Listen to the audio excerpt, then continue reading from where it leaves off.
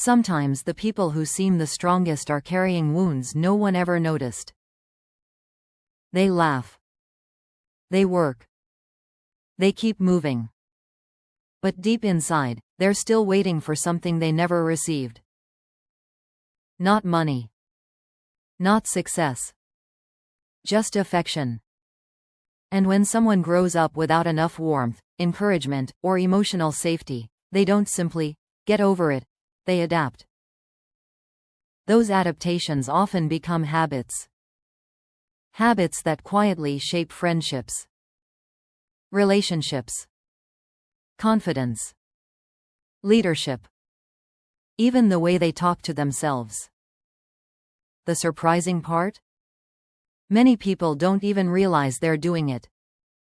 Maybe you'll recognize someone you know. Or maybe you'll recognize yourself. The first habit is becoming uncomfortable with kindness. This sounds backwards. Most people assume that someone who lacked affection would crave love. They do. But receiving it can feel strangely unfamiliar. Imagine spending years expecting criticism. Every compliment feels suspicious. Every act of kindness feels temporary. Instead of relaxing into love, they start questioning it. What do they really want? How long before they leave? Are they just being polite? The problem isn't that they don't want affection. It's that their nervous system learned to expect the opposite. So when something healthy appears, it feels unfamiliar. And unfamiliar can feel unsafe. This is why some people unintentionally push away the very connection they've been searching for. Not because they don't care. Because they're protecting themselves from pain they've already experienced. And that leads to something even deeper. Many people raised without affection become experts at hiding their emotions. Not because they're naturally reserved. Because somewhere along the way, they learned emotions didn't change anything.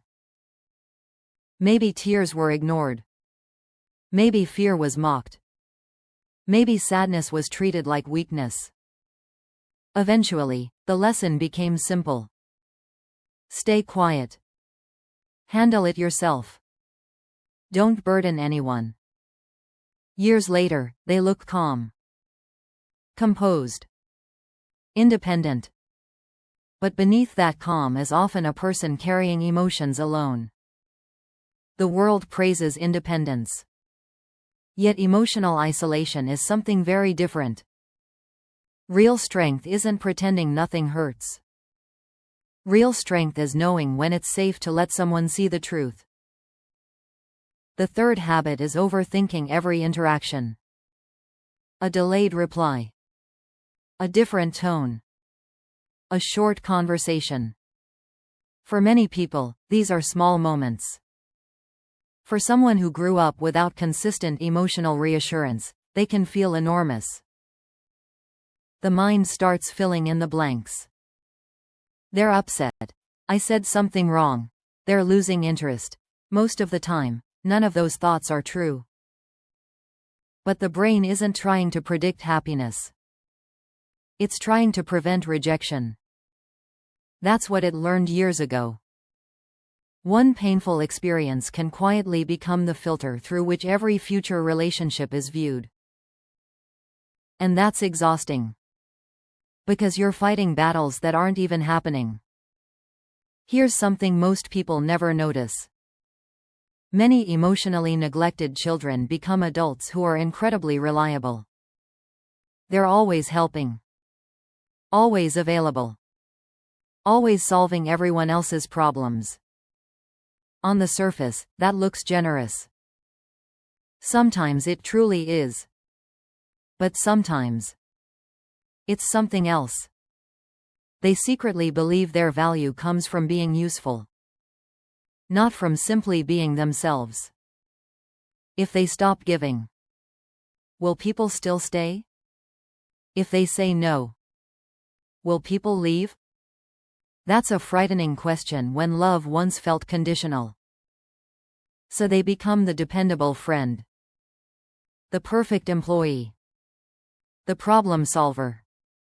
The person everyone calls. Until one day, they realize they've built a life around earning love instead of receiving it. That realization changes everything. Because healthy relationships aren't transactions. They're connections. You shouldn't have to exhaust yourself just to deserve basic care. The fifth habit is expecting disappointment before hope. Watch how some people react when something good happens. A promotion. A new relationship. A dream opportunity. Instead of celebrating, their first instinct is caution. This probably won't last. Something will ruin it. I shouldn't get too excited. It looks like realism. Sometimes people even call it maturity. But often, it's emotional self-protection. Hope feels dangerous when disappointment has been a frequent visitor. So lowering expectations becomes a survival strategy. If you never expect much, you can't be hurt as much. At least that's what the mind believes. The cost is enormous. Because expecting the worst doesn't prevent pain. It simply steals joy from the present. Life becomes something to survive instead of something to experience. And finally, perhaps the quietest habit of all. Difficulty believing you're enough. No matter what they accomplish. There's another goal. Another achievement. Another milestone. Success becomes temporary relief instead of lasting confidence. Because deep down, they're chasing something success can't provide. The feeling that they were worthy all along. This is why some of the highest achievers still struggle with self-worth. People assume confidence comes from accomplishments. Real confidence comes from identity. There's a huge difference. One asks, "What have I achieved?" The other asks, "Who am I when nobody is watching?" If that question feels uncomfortable, you're not alone. Many people spend years trying to earn internally what can never be won externally. But here's the turning point. The habits you've developed to survive don't have to become the person you remain. Awareness changes everything. The moment you notice a pattern, you create distance between yourself and it. Instead of saying, "This is just who I am," you begin asking, "Where did this come from?" That question changes lives. Because it replaces shame with understanding. Understanding creates compassion. And compassion creates growth.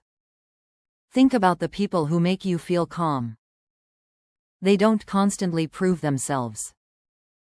They don't chase approval. They don't perform for acceptance. They simply know who they are. That quiet confidence isn't something they were born with. It's something they practiced. One honest conversation at a time. One healthy boundary at a time. One moment of self-respect at a time. Healing rarely looks dramatic. It often looks incredibly ordinary.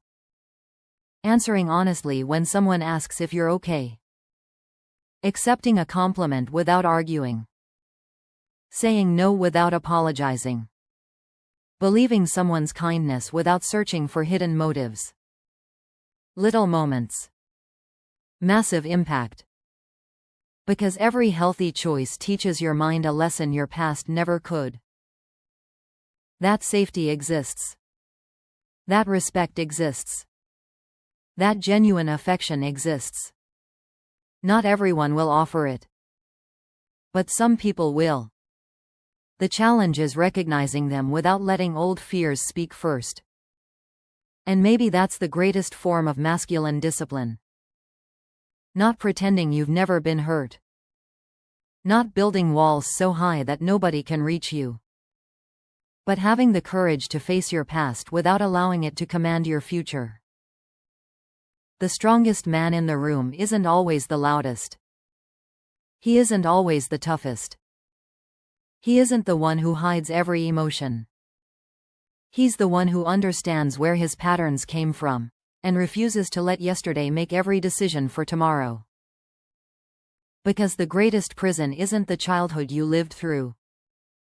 It's believing you have to keep living inside it.